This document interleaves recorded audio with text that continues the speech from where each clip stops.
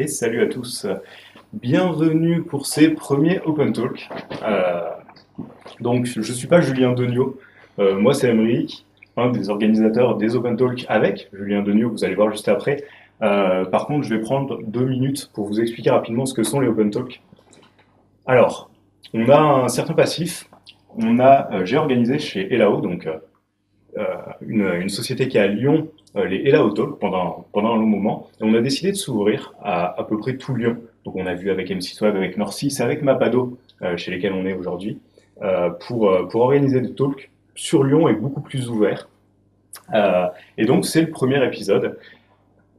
Qu'est-ce que ça va être? Le concept est assez simple. On veut du partage.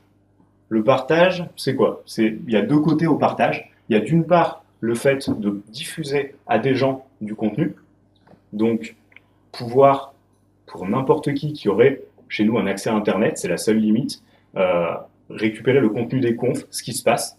Donc pour ça, on va essayer d'aller diffuser des conférences, genre les apéros PHP, les conférences de designers qui sont faites, qui sont pas souvent diffusées. On va essayer de vous les diffuser en live. Donc ça, c'est une première partie du projet. Et la deuxième partie du partage, c'est quoi? C'est faire en sorte qu'il y ait des gens qui puissent partager du contenu que eux ils apprécient.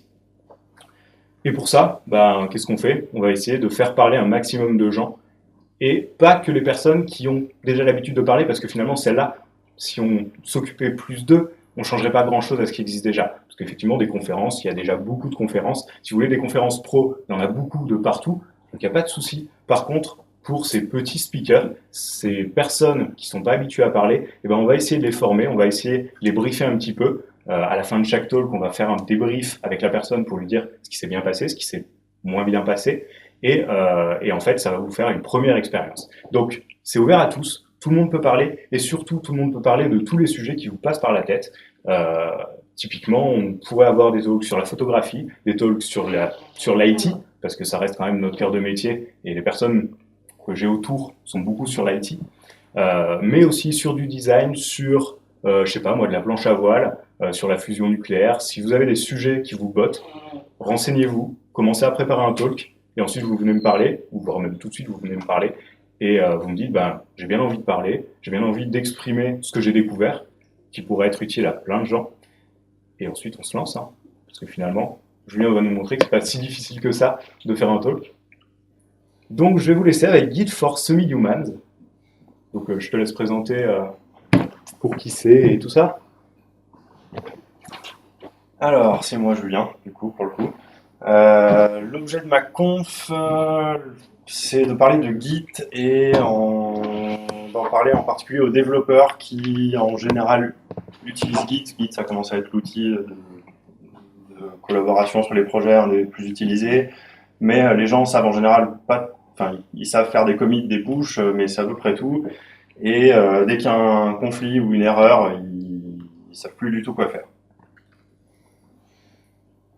Voilà. Ce matin, XKCD a publié ce dessin-là. Du coup, ça tombait parfaitement bien pour la conférence. C'est un développeur qui explique regardez, c'est Git, c'est trop bien. C'est un système de gestion collaborative de projet. Ça se base sur la théorie des graphes et tout. C'est génial. Et du coup, quelqu'un qui lui demande ok, super, comment on l'utilise? Et le développeur répond j'en ai absolument aucune idée, mémorise juste ces commandes pour synchroniser ton dossier, et si tu as une erreur, tu copies ton dossier, tu supprimes tout et tu repars de zéro et tu réappliques juste tes modifications. Donc c'était la meilleure intro possible. Donc si vous êtes à la place du développeur, c'est carrément vous la cible de ce talk.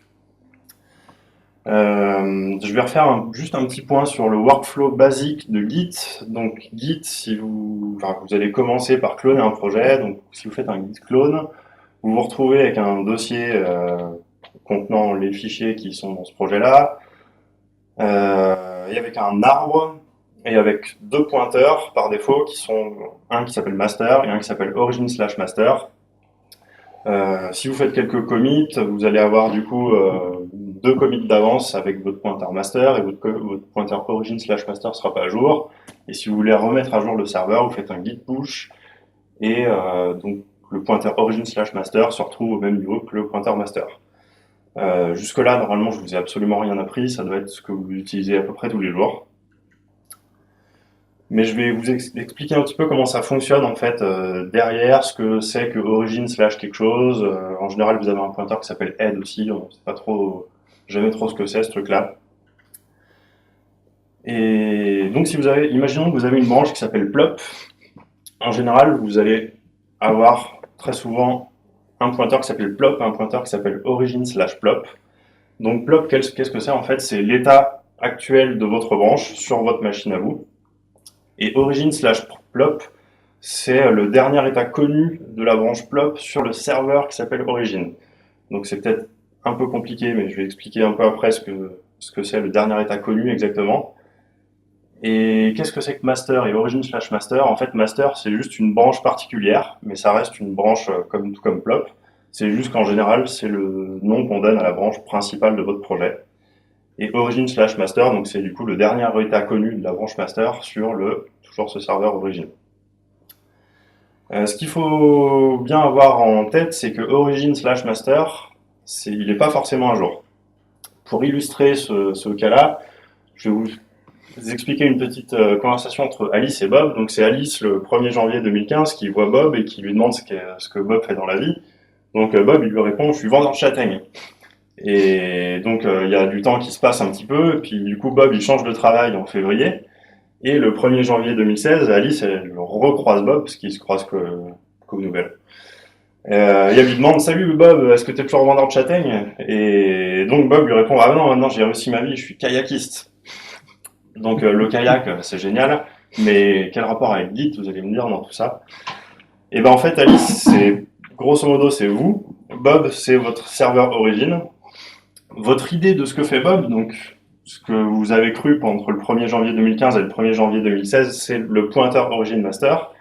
Et quand Bob discute avec Alice, en fait, il remet juste à jour ses statuts. Donc c'est comme si vous faisiez un git fetch. Donc vous remettez tous les pointeurs distants à jour. Et donc à partir de 2016, ok, vous savez que Bob est kayakiste et il ne vend plus des châtaignes. Je parle de pointeur depuis tout à l'heure, donc c'est pas forcément super simple à comprendre. En fait, ce qu'il faut comprendre dans Git, c'est que vous avez les commits qui sont un arbre, donc c'est juste des nœuds qui s'enchaînent les uns à la suite des autres. Et en fait, tout ce qui est les branches, les tags, etc., ça va tout être des pointeurs. Donc en fait, master, c'est le pointeur sur le nœud de l'arbre qui équivaut au commit de master. Alors là, ça devient un peu brainfuck. Si vous avez une branche qui s'appelle plop, c'est le pointeur de type branche sur le dernier commit de la branche plop. Si vous faites un tag, le v1.0.0, ben c'est le pointeur de type tag sur le nœud de l'arbre. Et le pointeur qui s'appelle head, dont je expliquerai un petit peu tout à l'heure ce que c'est plus en détail, c'est le pointeur sur votre état actuel dans l'arbre. Donc si vous vous déplacez dans l'arbre, votre pointeur head il se déplace avec vous dans l'arbre. Du coup, si vous avez compris la slide d'avant et si vous avez bien suivi, en fait, quelle est la différence entre une branche et un tag, puisque c'est tous les deux des pointeurs sur un commit en particulier. En fait, le pointeur de branche, il évolue avec vous, ce qui veut dire que si vous faites des nouveaux commits, vous allez avoir ce pointeur qui se déplace avec vous, alors que le pointeur de tag, il est fixe. Donc si vous taguez le commit ABCD et que vous refaites un commit, le pointeur de tag, il va pas bouger. Et c'est absolument la seule différence qu'il y a entre les pointeurs de branche et les pointeurs de tag, enfin, de ce que j'en ai compris en tout cas. Et du coup, head, qu'est-ce que c'est? En fait, c'est le pointeur, c'est vraiment là où vous en êtes sur votre dossier. Donc si vous êtes sur la branche master, head, il est avec vous sur la branche master. Si vous êtes sur la branche plop, head, il est avec vous sur la branche plop. Si vous êtes sur un commit, donc vous avez fait un git checkout numéro de commit, head, il est avec vous sur le numéro de commit. Head, c'est un petit peu vous en fait. C'est vraiment votre état actuel. Voilà pour l'explication de l'arbre Git. Du coup, j'ai noté quelques commandes utiles au jour le jour que j'utilise assez souvent, qui sont pas forcément tout le temps très connues des développeurs, mais qui sont vraiment utiles quand vous avez des problèmes ou quand vous voulez vous déplacer, etc. La première, qui est peut-être la plus simple, c'est le cherry picking, ou le picorage en français. Donc en fait, quand vous picorez quelque chose, en général, on fait ça avec un numéro de commit, donc on fait un git cherry pick ABCD toujours. Et donc si là je suis sur la branche verte, que je fais un git cherry pick de mon commit que j'ai noté en orange ici, la seule chose que ça fait, c'est qu'en fait ça copie le commit orange et ça l'applique sur votre branche. Il faut voir ça exactement comme la même chose qu'une copie de fichier en fait. Si vous copiez un fichier dans un autre dossier, bah, vous allez avoir deux fois le même fichier dans deux dossiers différents qui vont du coup après vivre leur vie chacun de leur côté. Vous pouvez cherry-picker des numéros de commit, mais vous pouvez aussi cherry-picker des pointeurs, étant donné qu'un pointeur c'est juste quelque chose qui indique un numéro de commit. Si vous faites un git cherry-pick de master, vous allez copier le dernier commit de master. Idem, si vous faites un git cherry-pick de votre numéro de tag, vous allez copier le dernier commit de votre numéro de tag. Une autre commande qui est assez pratique, c'est le git revert. J'ai mis un chat, parce qu'il fallait mettre des chats dans la vidéo. Ce que vous faites quand vous faites un git revert, en fait, c'est que vous prenez un commit et vous annulez tout ce qui s'est passé. Donc là, on voit que j'ai dans le commit A8, B8, quelque chose, j'ai rajouté une dépendance dans mon fichier bower.json. Si je fais un git revert de ce numéro de commit là, il inverse juste il prend toutes les lignes que j'ai ajoutées, il les supprime, il prend toutes les lignes que j'ai supprimées, il les réajoute du coup. C'est un espèce de annulé mais en gardant l'historique. Git revert, je l'ai mis là sur un commit pour l'exemple, mais c'est possible sur n'importe quel commit, pas que sur le dernier. Vous pouvez faire un git revert d'un commit d'il y a 6 mois, ça marche tout pareil. Il est probable que vous ayez quelques conflits du coup, mais ça fait exactement la même chose. Une petite option qui est très très utile aussi, qui est assez méconnue aussi finalement, c'est le "-p". Si vous faites un git add "-p par exemple, il va vous prendre si vous faites un git add sans faire le "-p, il va vous ajouter tous les fichiers dans votre staging. Si vous faites un git add "-p, il va vous prendre ligne à ligne chaque modification. Il va vous demander, ok, là j'ai cette modif là, t'as supprimé Angular hotkeys. Est-ce que tu confirmes que tu veux l'ajouter dans ce commit là ou pas? Donc vous pouvez lui répondre. Alors il y a tout un tas d'options, mais si vous faites Y, c'est oui. Si vous faites N, c'est no. Et après, il passe à la ligne suivante. Ok, bon, voilà, tu as rajouté migrate package. Est-ce que tu veux l'ajouter dans ton prochain commit ou pas, etc. Et il vous fait ça sur tous les fichiers que vous avez listés. Il y a pas mal de valeurs possibles. Grosso modo, celles qui sont à retenir, c'est Y, c'est yes, N, c'est no, A, c'est all pour tout le fichier, D, c'est non pour tout le fichier, et Q, c'est quitter. Et après, il y a plein d'autres trucs. Si vous faites point d'interrogation, vous avez l'aide. C'est assez clair. L'option "-p, elle est valable pas que pour les add, elle est valable pour beaucoup de commandes en Git. J'ai noté add, checkout, commit, reset et stash, mais je pense qu'il y en a d'autres. C'est juste celle que j'avais en tête. Mais pareil, si vous voulez stasher que certaines modifications, vous pouvez le faire. Ça vous permet, je sais pas quoi. Vous avez une modification que vous avez stashée et une que vous voulez annuler, bah vous faites un git stash -p, et il va vous demander, ok, est-ce que tu veux stasher cette modif? Vous faites oui, et après vous réinitialisez votre fichier sur l'état actuel, ce genre de choses. Une commande assez pratique aussi, c'est de supprimer sur le serveur distant. On a besoin de supprimer des choses, des fois, sur le serveur distant et pas qu'en local. C'est finalement assez simple. Si vous voulez supprimer une branche, vous faites git push origine, --delete le nom de votre branche, et la branche est supprimée sur le serveur distant. Étant donné que vous vous rappelez que les branches et les tags, c'est finalement exactement la même chose, si vous faites un git push origine --delete numéro de votre tag, c'est pareil, ça supprime le tag sur le serveur distant. Voilà pour les petites commandes pratiques. Maintenant, dans le Git, il y a un petit débat entre est-ce que je dois rebase ou est-ce que je dois merge, et on sait jamais trop. Certaines sociétés, dont Mapado, on est plutôt adepte du rebase, mais c'est un peu dur quand on accueille des nouveaux développeurs qui ne comprennent pas forcément tout le temps le concept. Et il y a certains réfractaires encore qui préfèrent le merge, etc. Donc je vais essayer de l'expliquer assez simplement ce que fait l'un et l'autre et lequel faut utiliser dans quelles circonstances. En fait, quand vous faites un merge, c'est le cas assez simple. Mettons que vous ayez votre branche master qui est symbolisée ici en bleu et la branche features qui est symbolisée en vert. Si vous êtes sur la branche features et que vous faites un git merge master, ce qu'il va faire, c'est qu'il va vous faire un nouveau commit, symbolisé ici par une étoile, et il va éventuellement résoudre il va vous proposer de résoudre les conflits s'il y en a, et ça va juste vous rajouter un nouveau commit et mettre à jour votre branche votre branche feature. Si vous faites un rebase, donc on repart dans le même cas, vous avez votre branche master en bleu, votre branche feature en vert. Ce qui fait en fait, c'est que si vous êtes donc sur la branche feature et que vous faites un git rebase master, Git va replacer votre pointeur head sur la branche master et il va rejouer tous les commits de votre branche feature. Donc ça revient au même que si vous, à la main, vous vous remettez sur Git master et que vous faites un git cherry pick numéro de commit 1, git cherry pick numéro de commit 2, git cherry pick numéro de commit 3. En soi, qu'est-ce que ça change? Donc le rebase, l'intérêt c'est que l'historique est généralement plus lisible et plus propre. L'autre intérêt c'est que vous allez résoudre les conflits vraiment un par un. Vous allez résoudre le conflit de votre premier commit, après le conflit de votre deuxième commit. Alors dans un git merge, vous allez résoudre tous les conflits d'un coup, ce qui peut être plus compliqué. L'inconvénient c'est que c'est pas utilisable tout le temps, je vais expliquer juste après pourquoi.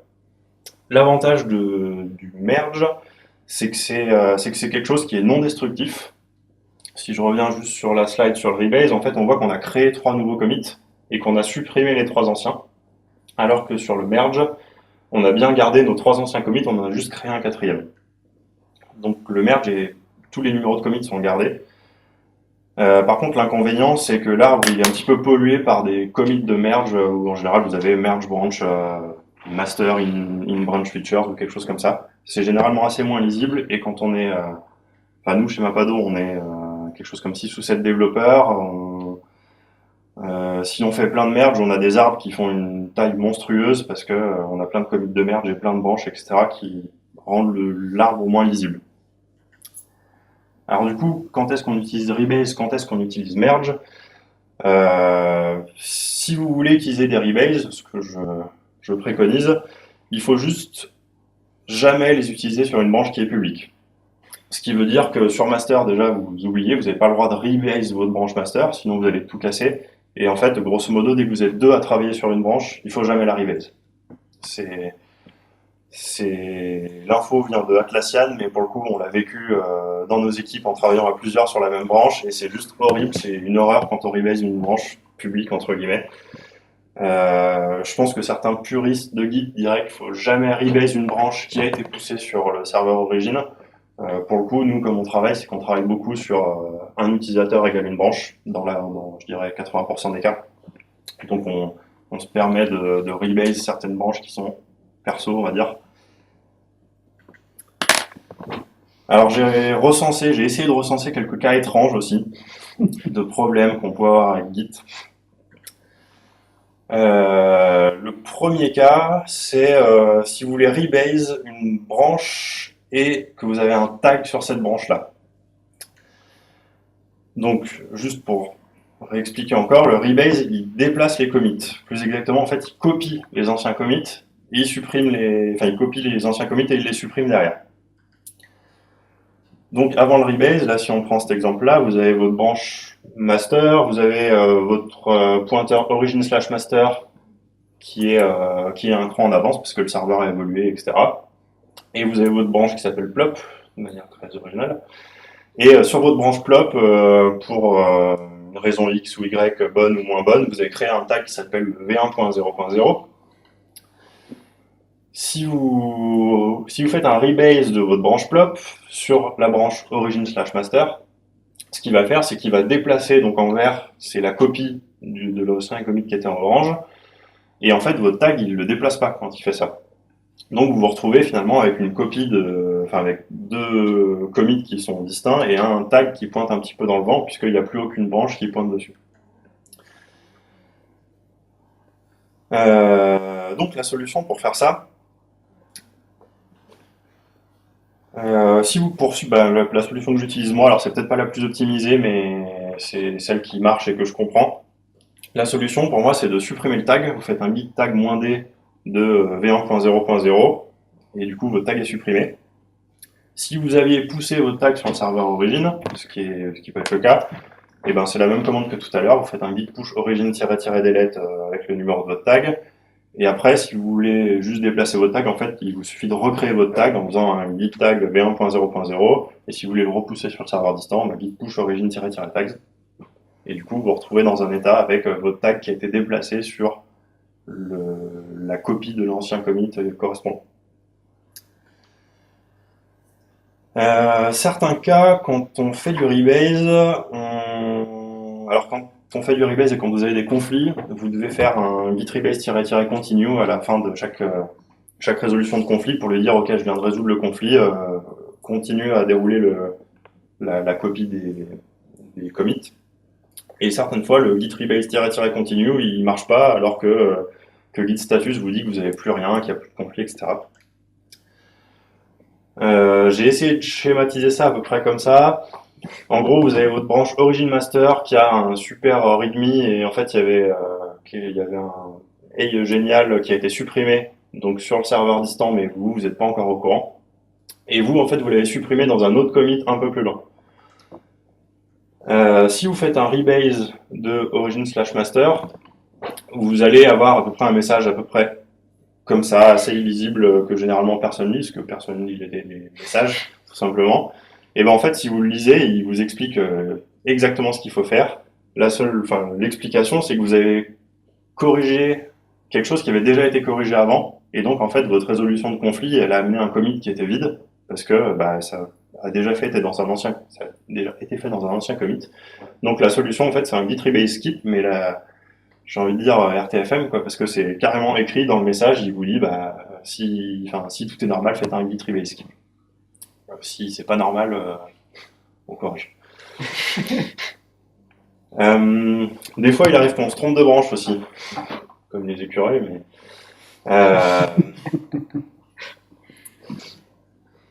alors, je vous ai fait un petit exemple comme ça, donc toujours un petit peu le même exemple super classique. Vous avez la branche, le pointeur origin/master, et vous avez fait un commit de plus. Et en fait, vous êtes trompé, vous vouliez le mettre sur une autre branche, vous vouliez pas la mettre sur la branche master. La solution simple, c'est si vous n'avez pas encore poussé sur le serveur distant, il suffit de créer, donc vous en êtes à l'état master, là, votre pointeur head il est équivalent au pointeur master. Vous créez juste votre nouvelle branche, donc git branche, nom de ma branche. Et donc là, vous êtes toujours sur la branche master et vous faites un git reset-hard head-1. Donc le tilde, c'est pour dire revient d'un commit en arrière. Enfin, tilde 1, c'est revient d'un commit en arrière. Tilde 3, ce serait revient de 3 commits en arrière vis-à-vis du pointeur head. Donc vous lui dites juste réinitialise le pointeur master et remets-le un commit en avant, en arrière. Le hard, je crois que je l'explique après. Grosso modo, si vous mettez pas le hard, il va vous garder les commits, il va vous unstage, comment on dit ça en français, il va vous garder les différences dans votre dossier, mais ce sera plus dans Git. Donc vous aurez, si vous faites un Git status, vous allez avoir les différences de votre commit. Le -hard, il permet de tout effacer. Ça c'est bien quand c'est ça peut être dangereux, ça va annuler en fait tes modifications. Si tu si t'as pas créé ta branche en fait, ça va juste supprimer le dernier commit et toutes tes modifications que tu avais fait. Après, il suffit que tu les rajoutes. Non, tu peux plus les rajouter parce qu'elles ont été supprimées. Ton fichier contient plus les modifications. Là, je fais tout le temps sans hard, c'est nickel.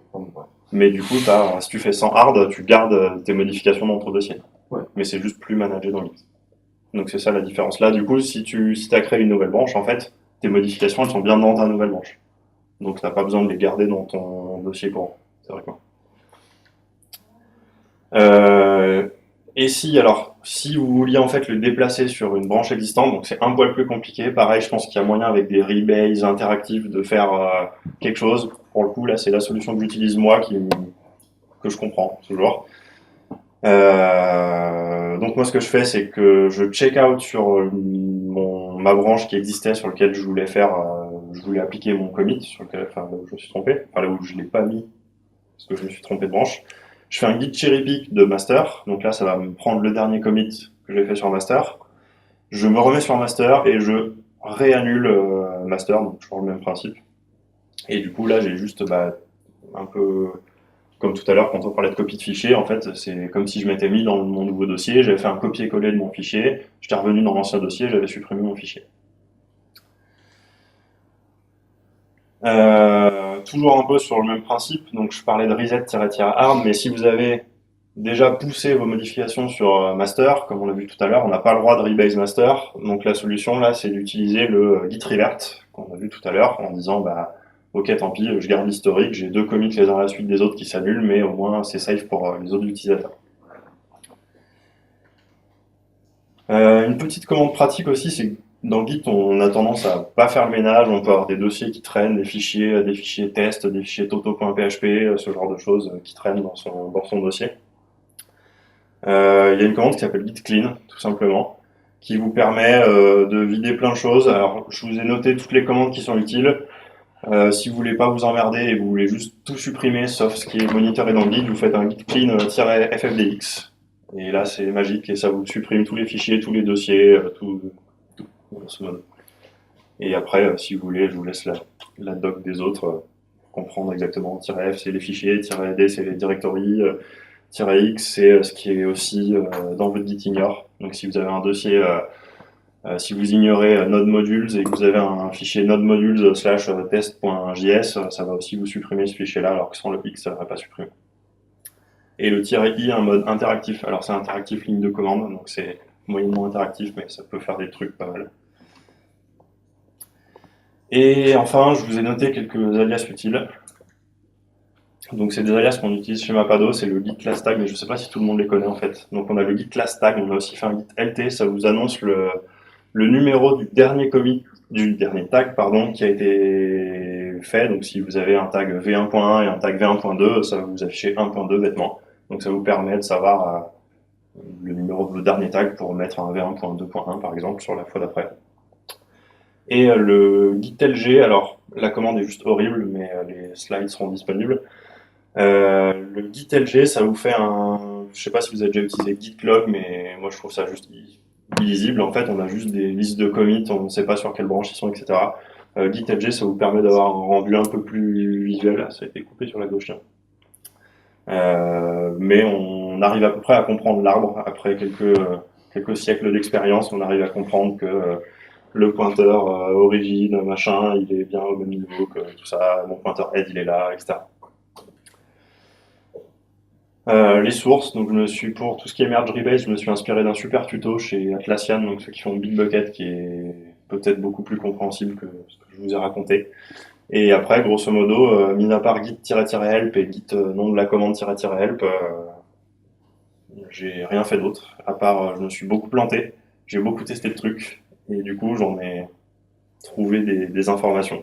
Voilà, j'ai essayé de résoudre des problèmes, et en galérant beaucoup, j'ai réussi à résoudre des problèmes.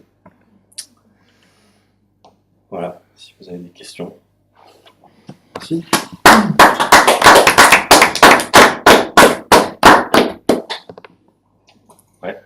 Ouais, alors pour le hard. Toi, t'es toujours à fond dans le hard, quoi. Non, qu'est-ce que je veux dire?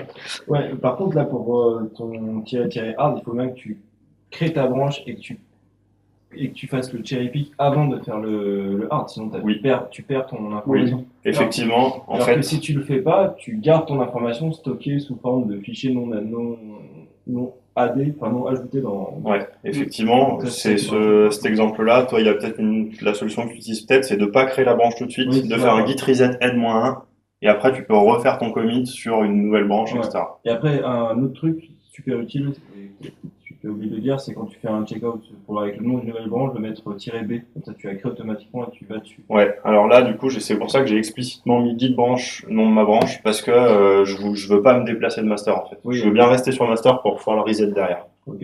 Effectivement, c'est un petit tips, si vous voulez créer une branche et vous vous déplacez en même temps dessus, c'est git checkout -b, nom de la branche.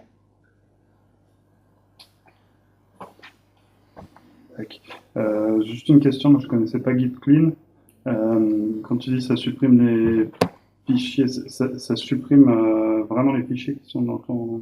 Ouais, c'est vraiment si tu veux faire le ménage, au lieu de faire un git status, il y a un RM de tous les trucs qui sont... Enfin, je sais pas, git status, il dit, ok, vous n'avez pas ajouté test.php, toto et numéro et nom de dossier. Et tu veux dire, tu les enlèves du tracking? Tu les supprimes complètement de ton dossier. Ah, tu les supprimes complètement. Git clean, c'est vraiment, je D'accord. fais le ménage, quoi. J'enlève tous les, c'est vraiment, enfin, c'est quoi l'exemple typique? Moi, je crée souvent des tests.php juste pour tester des petits bouts de script ou des tests.py. Si tu te fais dans ton fichier test.py, tu te dump un fichier de log parce que tu veux, je sais pas quoi, tu te sors un fichier SQL parce que ton fichier pas il te sert à générer un fichier SQL et tout ça, et là ça va, t'as 2 fichiers, mais des fois t'as des dossiers complets, plein de trucs, donc ça te permet vraiment de dire ok, bon maintenant, moi je le fais peut-être, je sais pas, une fois tous les 15 jours, je prends mon dossier, mon gros projet et je le clean parce que en fait les fichiers toto.php que j'ai pas utilisé depuis 15 jours, ils n'ont plus aucun intérêt. Donc si tu as des fichiers que tu veux garder, surtout tu git clean pas. Et ben, je sais pas si la commande -ep fonctionne avec, mais Ok. ça peut être intéressant. Sinon tu stashes les fichiers que tu veux garder, tu clean et tu d'accord. stash pop derrière. À tester en live. Hein. Voilà. Non, mais c'est typiquement le genre de truc qu'il faut tester en fait. Moi, quand je sais pas, bah, je me fais un git init, je crée trois fichiers et je bricole avec, quoi. D'accord. Un autre truc aussi sur quand tu veux supprimer un tag. Oui. Moi j'utilise une autre méthode. Un tag distant ou Ouais, un tag distant. toi tu utilisais le git push origin espace deux points Refs, tags, slash refs ouais, c'est slash ça. tag slash C'est machin. Je crois que la version que j'ai présentée en fait elle est plus récente. D'accord. Et je crois que c'était peut-être avant la V2 ou avant la V1.7 où tu étais obligé de faire ce truc-là. Maintenant, c'est juste beaucoup moins horrible. D'accord. Et voilà.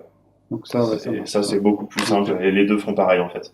Ok. L'autre, c'est juste que tu lui pousses nul dans ton pointeur distant, dans ta Mmh, référence tag ouais. distant V1.0.0. Et du coup, ça fait exactement la même chose. Ok.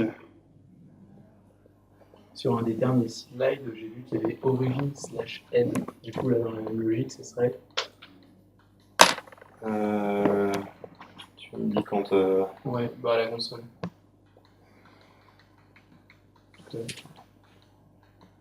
Là, Ouais. Origin/l. origin/head. Je connaissais pas celui-là, j'y fais Voilà. jamais gaffe. Je pense qu'à mon avis, c'est que le dernier, logiquement, je dirais, c'est le dernier commit du serveur origin au moment où tu l'as mis à jour, il devait être là. Et Ouais, en fait, c'est ça. je dois jamais y faire gaffe parce que Non, lui, il non, doit non. toujours être sur master en fait. Voilà, il est Ouais. toujours au même endroit que master. Et pour les git stash, quand tu git stash plein de trucs, alors, au fur et à mesure, au final, c'est une sorte de copie d'arbre, enfin, c'est un arbre un peu parallèle, et après tu peux manager, enfin, c'est ça. En fait, de ce que j'ai compris, si tu fais un git stash, c'est quasiment la même chose que si tu fais une branche et que tu fais des commits dessus. Et derrière, c'est juste une fonction un peu différente pour y accéder, mais effectivement, je pense que tu as des pointeurs stash, accolade, @0 ou quelque chose comme ça qui te permet de travailler dessus. Et il y a 2-3 commandes un peu rapides, mais de ce que j'en ai compris, c'est que c'est un peu des helpers sur je crée une branche TMP, je commit des trucs dedans et je me redéplace sur mon autre branche. Alors du coup, j'ai deux questions du chat. Une importante et une beaucoup moins importante. Ok. Je commence par laquelle?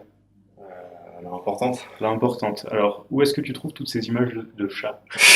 Google, il y en a pas beaucoup des images de chat, il y en a une. Non, il y en a deux.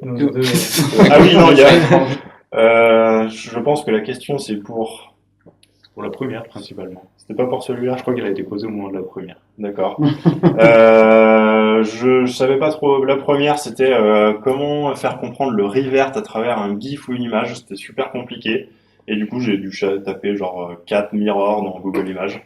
Et là, j'ai tapé weird cat parce que c'était les cats. Voilà. Ok.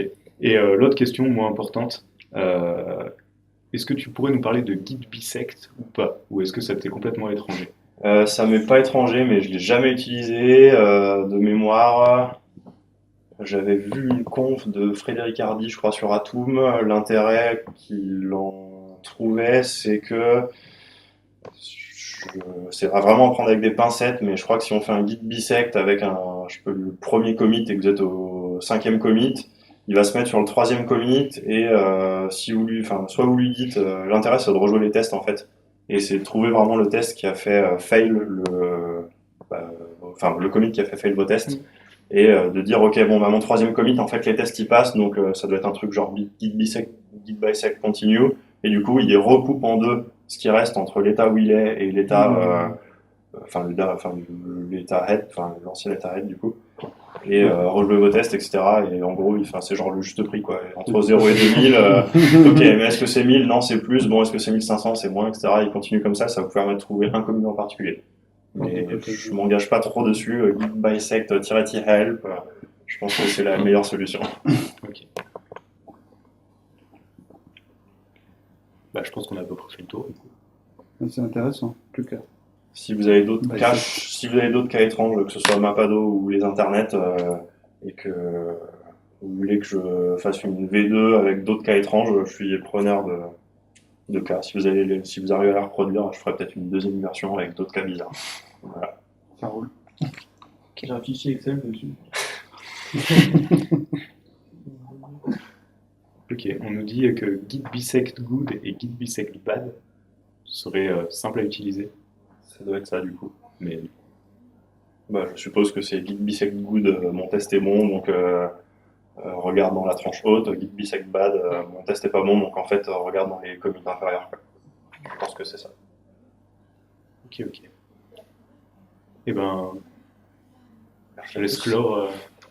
Donc n'hésitez pas hein, à le suivre sur Twitter, j_Denio, à lui poser des questions, à lui poser toutes vos colles en direct. Il se fera un plaisir de vous répondre. Et puis merci à tous d'avoir été là. C'était super sympa. Merci donc à tous ceux qui ont posé des questions sur le chat.